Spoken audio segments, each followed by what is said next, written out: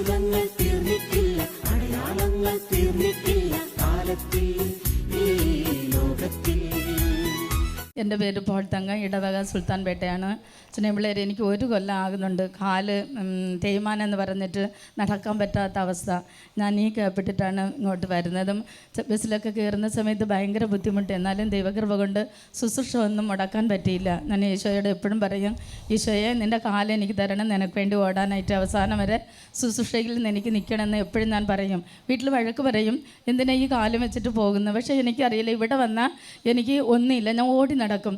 പക്ഷേ വീട്ടിൽ പോയാൽ ഇരുന്നിട്ട് എണീക്കാൻ പറ്റില്ല, അങ്ങനത്തെ അവസ്ഥയായിരുന്നു. ഇപ്പോൾ അച്ഛൻ കഴിഞ്ഞ ബുധനാഴ്ച അച്ഛൻ വിളിച്ചു പറഞ്ഞു, ഇപ്പോൾ 2 ബുധനാഴ്ച കൊണ്ട് ഞങ്ങളിവിടെ മധ്യസ്ഥ ഇതിന് നമ്മുടെ ഔസേപിതാവിൻ്റെ ശുശ്രൂഷ ഇവിടെ നടക്കുന്നുണ്ട്.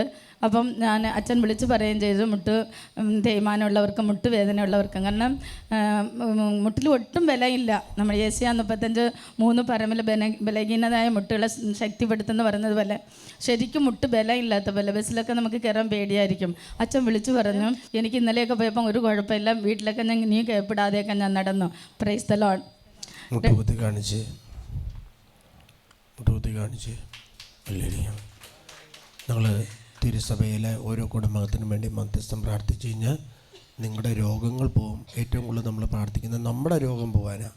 അതാണ് രോഗം പോവാത്തത്.